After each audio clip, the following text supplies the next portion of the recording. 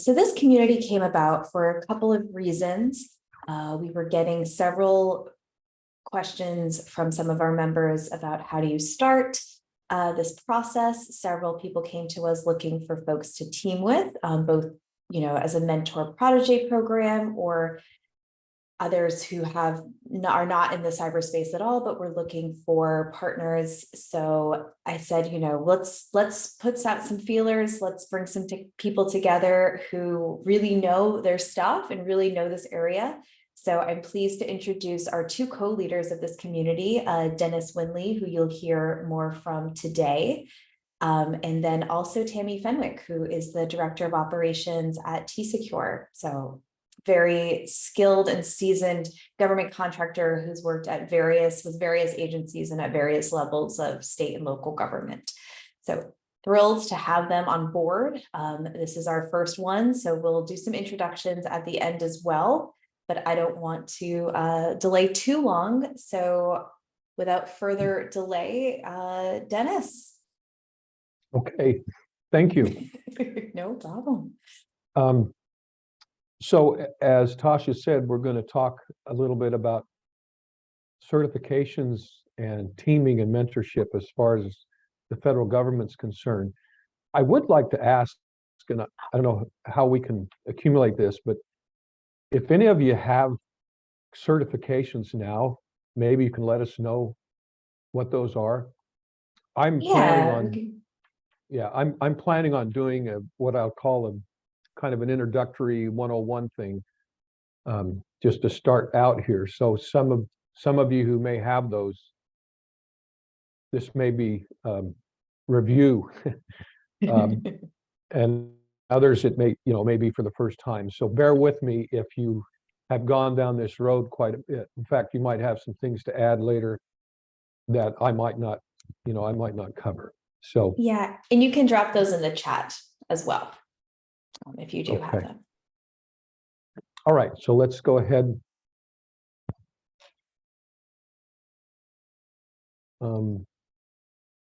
Yeah, so you may ask yourself, why should I be listening to this guy? What is what has he done that gives him the right to talk about these things? And I'm not going to dwell too much on this, except that I would like to let you know a little bit about where I come from, so that you have a basis for why I've developed my capabilities in this market.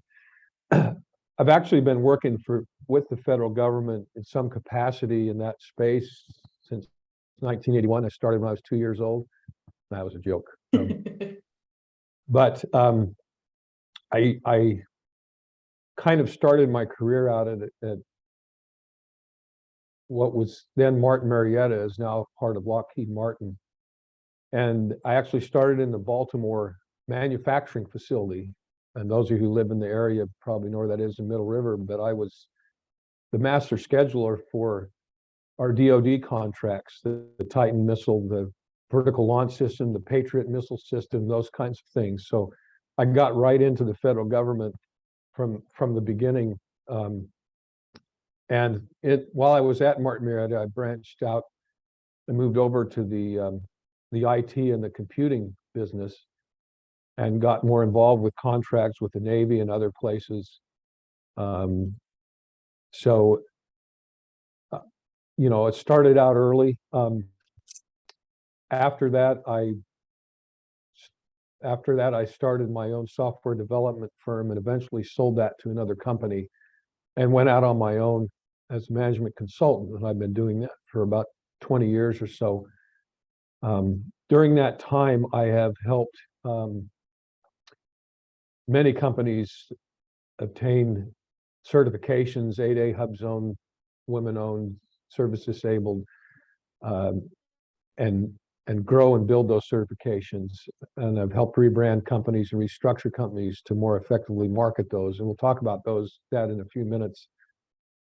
And through that time, we booked and managed over $100 million worth of business. Actually, interesting side note, the largest contract I did was quite some time ago. It was a HUBZone it was a HUBZone contract with the Veterans Administration, an IT contract.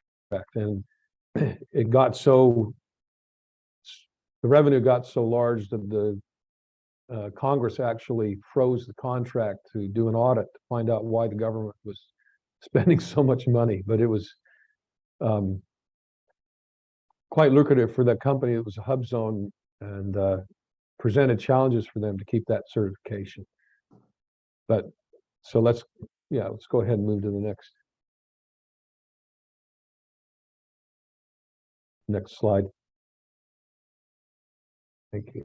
So as I said, I'm going to talk about small business, small disadvantaged business certification, 8A, the 8A development program, the HUBZone certification, the women-owned and economically disadvantaged women-owned business, and the veteran-owned small business and service-disabled veteran-owned small business.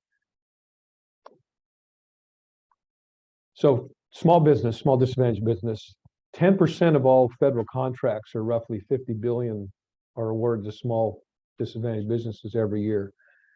The qualifications for those, you can see there, must be 51% or more owned and controlled by one or more disadvantaged persons. Those persons must be socially as well as economically disadvantaged. There's a definition of that underneath that bullet. Basically what it says is that disadvantage has to be something that was outside of the owner's control. In other words, you can't sit in your home for 10 years and become poor and then say I'm disadvantaged. You have to have a disadvantage that's beyond your control. And the firm must be small according to SBA size standards. Size standards vary depending on the NAICS code, the North American Industry Classification System code that your company uses markets. So those size standards depend, and you'll see that must be small according to size standards on all these certifications. So let's go ahead. The 8A Business Development Program, this is the one that probably has got the most traction to it and the most activity. The goal of the federal government for the 8A Business Development Program is to award at least 5% of all the federal contracting dollars to 8A certified businesses. That's roughly 25 billion each year. The certification duration is 9 years. They did add a year during the pandemic to the existing 8As. I'm assuming those of your 8As got that 1-year extension. The 8A certification gives you the potential of sole source contracts up to 7.5 million for the manufacturing NAICS codes and up to 4.5 million for other NAICS codes. There's also other ways to get higher sole sources than that I won't go into right now, but the ceilings also for Alaska Native, Hawaiian Native, Native Americans are considerably higher, especially during the pandemic. They've made some changes to the FAR clauses that have allowed those companies to get significant directed and sole source awards without the justification and non-protestable. Qualifications, again, there's that first one, must be a small business according to the SBA size standards. Must not have previously participated in the 8A program. Some companies that I've talked to in the past, in the recent past actually, have thought that they had a minority owner who was involved in the 8A certification of that company, and then they decided that they wanted to branch off and have him form or her form their own 8A company. And if you were part of that 8A certification process, then you cannot do it again. It's a one-time thing. So that's something to keep in mind. You know, if you have multiple owners, you must be at least 51% owned and controlled by U.S. citizens who are both socially and economically disadvantaged. Let's go to the next. Personal net worth. This is actually these numbers have gone up. They used to be lower than this, but now your personal net worth must be 750,000 or less as an owner, adjusted gross income of 350,000 or less, and assets totaling 6 million or less. Must demonstrate good character. Not sure how you do that with an SBA rep, but good luck on that one. And then to demonstrate the potential for success. Having been in business 2 years, there are cases where you can, if you have related work experience, that can be considered as meeting this qualification. The first 4 years of the 8A are developmental stage, and then the last 4 years are a transitional stage. We'll talk about that in a few minutes too, but there are some challenges, or there's a need that exists to be balanced in your business growth when you're in 8A, so that when you get in those transition years, you'll be able to have a balanced business. And that leads to that next bullet, which is continuation is dependent on staying in compliance with the program requirements. So they do annual audits. One of the things that I've experienced that an 8A will struggle with is balancing that revenue between non-8A and 8A business. That happens particularly, and when we talk about teaming, we'll talk about this a little bit, but it can happen particularly if you're finding yourself in teaming situations where the teaming partner is taking the majority of the business. That happens quite frequently in construction. In construction, the requirement is the prime must do 15% of the business. And what has happened often is that an 8A will find itself after several years having only been awarded 15% of all these contracts, while their partner has grown exponentially. So you need to be careful about those things, and you need to make sure that you've right in the beginning that you are planning for and organizing your business so that it's going to be balanced. All right. Now, HUBZones, historically underutilized business zone. Federal government awards 3%, or their goal is to award 3% of revenue to HUBZone businesses. That's roughly $15 billion. This goal is not being met. It's been a real challenge for the government to meet this. And so if you have a HUBZone, or if you think you might be able to qualify for HUBZone, I strongly recommend you look into that. Again, you must be a small business according to SBA size standards. 51% owned and controlled by U.S. citizen, Alaska Native Corporation, or a community development corporation, Native Hawaiian or Native American or agricultural cooperative. The principal business office needs to be located in a HUBZone area, a historically underutilized business area, and at least 35% of your employees must live in a HUBZone area.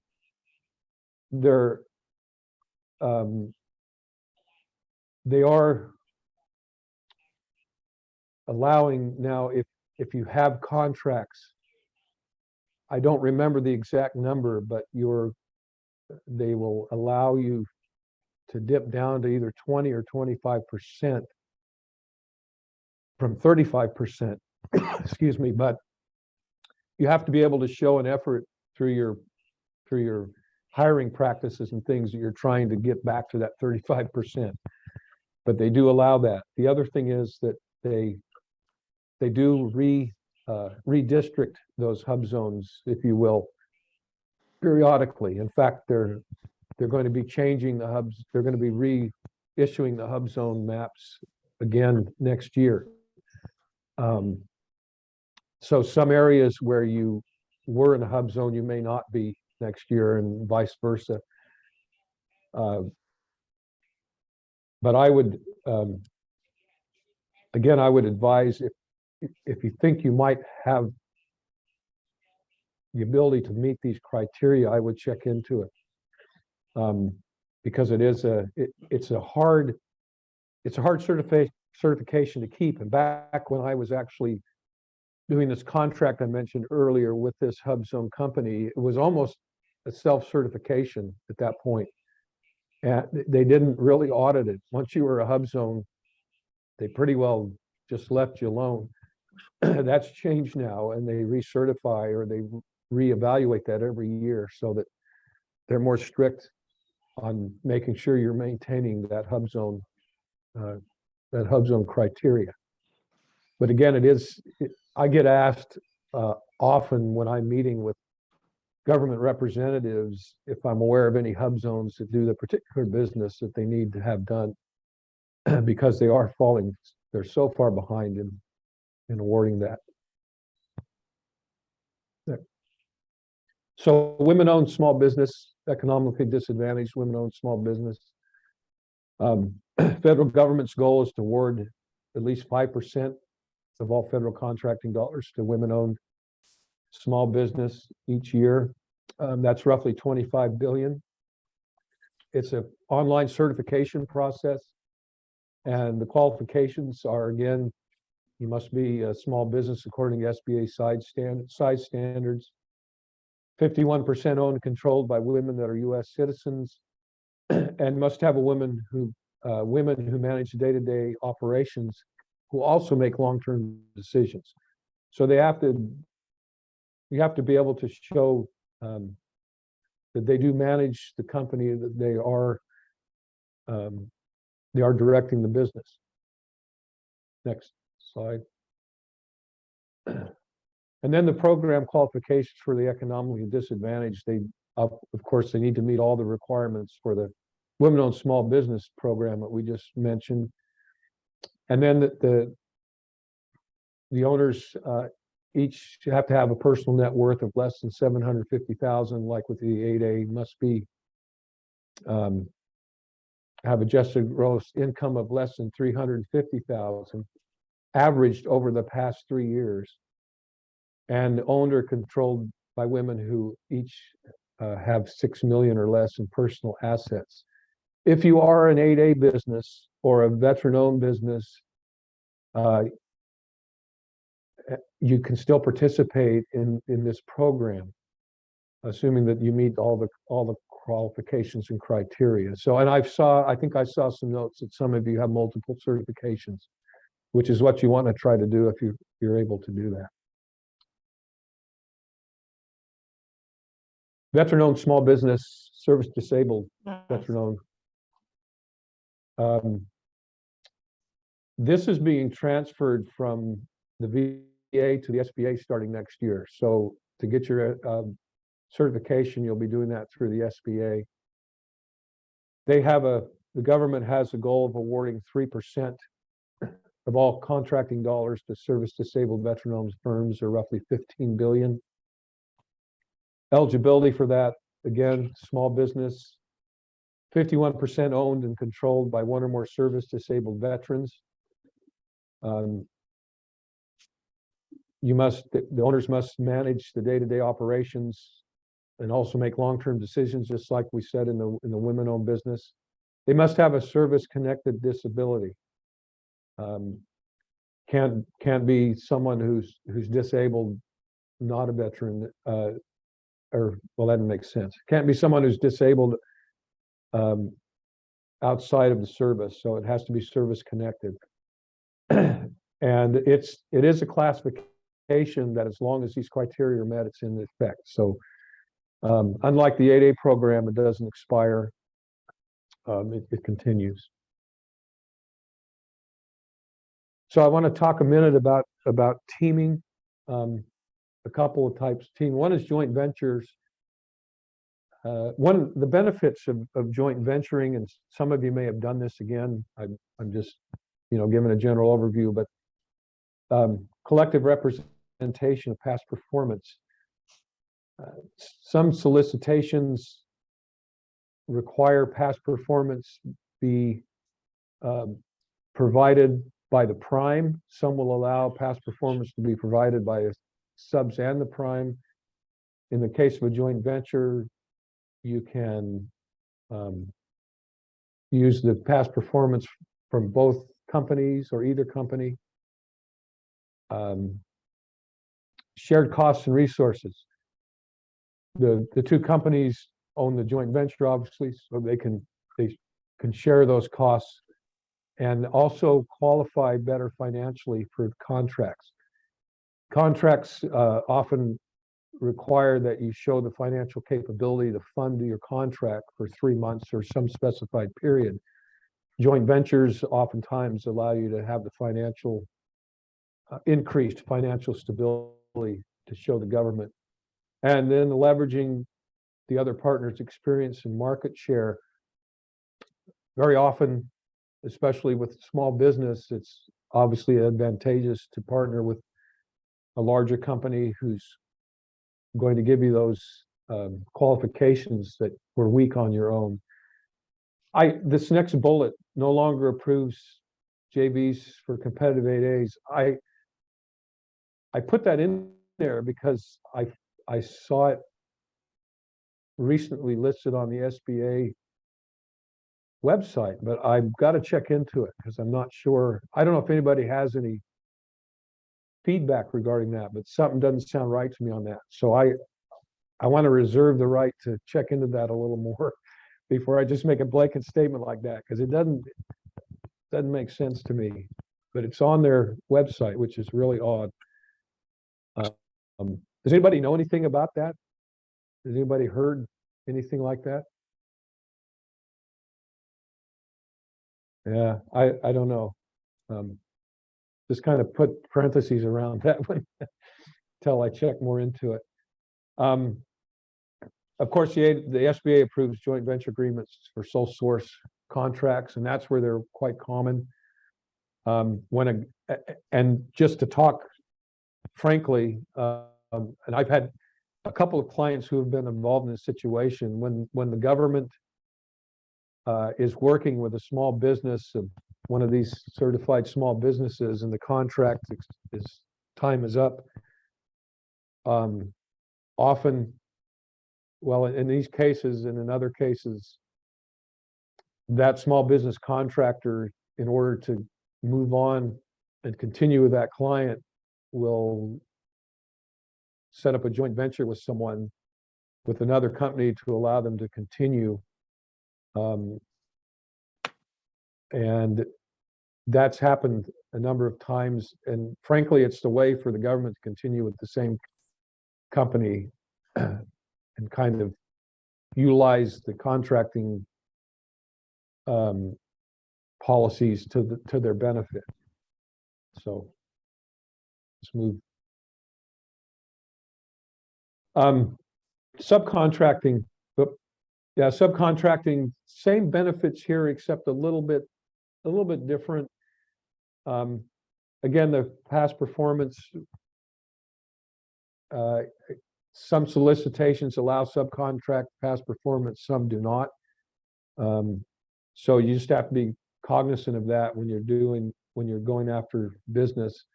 The shared costs and resources, the prime has the ultimate responsibility for financial capability and performance, even though you share those costs with that subcontractor. And then again, leveraging the other partner's experience in market share, you can do that to a point with a subcontractor. But again, in most cases, the prime has to be able to have capability enough to show. I put a caution there, be careful. And I talked about this a little earlier. Many 8As actually end up going out of business who rely too heavily on subcontracting. That depends on the next codes and the restrictions and the requirements in those next codes. But I do know, again, of a construction company who was approached by a larger firm to do a teaming relationship, and it was so one-sided that the 8A company just couldn't survive. So I would suggest, you just keep that in mind and make sure that both companies provide a benefit. The Mentor Protege Program, this is a SBA administered program. The benefits: the mentor can provide the protege with guidance on internal business management systems. They can offer financial assistance in the form of equity or investment or bonding, or again, picking up those costs, the benefit of assistance. Whoops. We go back to that. One more. There we go. The benefit of assistance in navigating the federal procurement process, administrative assistance, and then synergy in qualifying for otherwise non-attainable contracts. The mentor protege team together should be stronger than the two separated for those solicitations they go after. Next. Now, I've been using Germany for years. Now, the great thing is Grammarly is free and easy to use. It not only helps you check your so qualifications, again, must be small business with industry experience, organized for profit, obviously, have a proposed mentor prior to applying for the program. I must be able to demonstrate that the expertise of the mentor will significantly benefit the business. There are a number of criteria that, or a number of things that the mentor should bring to the protege. And having gone through this a few times, and actually I'm doing it right now with one of our clients, we have a situation where the protege actually has more government contract experience in that industry than the mentor does. But the mentor is a very large company with good references. The issue they're having is that it's becoming difficult to confirm that the mentor can provide the majority of these benefits to the protege. So you need to have a mentor that is truly going to be a mentor to get approved for this mentor protege program, and they are pretty specific about how they do that. And I did see the note about DoD, and yes, that's true. Okay, next. So that's a real quick overview of those things. I would suggest, at least in the beginning, if you have general questions, again, the SBA.gov, they have each of these certifications and information on each of them. My contact information I left there in case you have questions or want any follow-up. Please feel free to get a hold of me. I'm glad to chat with you or help you out any way I can. Just kind of to end things off, I put in here, what do you do after you award the certification? The reason I mentioned that is this is, well, maybe it is an ad, I don't know, but getting certified is kind of a black or white thing. I mean, you determine if you're qualified. If you are, you submit an application, go through the process, and either you get certified or you don't. But after you get that certification is what I found is when the work really starts. I mean, that's where you need to be able to plan and organize and move forward in a way that you can market that certification, and you can let those customers, potential customers, know who you are and what you can do, and that you're certified. You can let teaming partners know those things. You can really move that forward and brand yourself so that you take full advantage of those things and grow your business in a way that by the time, for instance, you're done with the 8A, you're a balanced, strong, healthy business. So I'll leave it there and turn it back to Tosh. Excellent. No, I think that's really key is, okay, it's like certifications, you have them, now what? So that makes a lot of sense. It's now the question and answer period. So if you are able to come off mute, feel free to do so and ask your question real life right now. Or if not, if you want to drop it in the chat, that's also fine. I just had a quick question, which is probably not a quick answer, but just generally, why would people choose to do joint ventures versus a subcontracting relationship? Well, with my answer, with a joint venture, since you actually set up a company, you can use that joint venture to go after multiple contracts. Some areas Got it's it. 3 contracts. I don't know if that's changed, but the other thing is, and I think this is probably, at least what I've seen, it's the number one reason, you can combine the past performance and the capabilities of both those companies into one. So if a small business had something they wanted to pursue, but they didn't have all the capability, with a joint venture, they now have it all. Plus they have the certification. So with a subcontract, it's still 2 separated entities. Got it. Okay. Dennis, I did have a question too for the marketing on the endpoint part. We have multiple certifications, and when I was trying to figure out how to market them and put them on our website, some of them say that like you can't use their logo and you can't like link to their sites. And do you have any recommendations on how to do that and stay within protocol and not get in trouble for how to market without crossing any lines? Well, is it the women-owned? Because no, the women-owned small business. I have information on that. We have a GSA contract, and we have information on that. It's the small ones like the M.MBE, and we have like one through EMWA, I believe, in DC, like the DC Metro, and then New York too. It's the small like state-related ones that are like you can't promote us or put us on your website, and it makes it difficult to market. We can't use them. Yeah, I'm not sure how you get around that, except just to verbiage wise, just explain, that you're in it. But I understand what you're talking about. Yeah, they don't let you use that logo. But unfortunately, I don't have a good answer for. Yeah, I would think that they'd want you to promote it, but apparently not. Has to be a secret. Yeah, exactly. They need some marketing advice. That's funny. Awesome. Any other questions?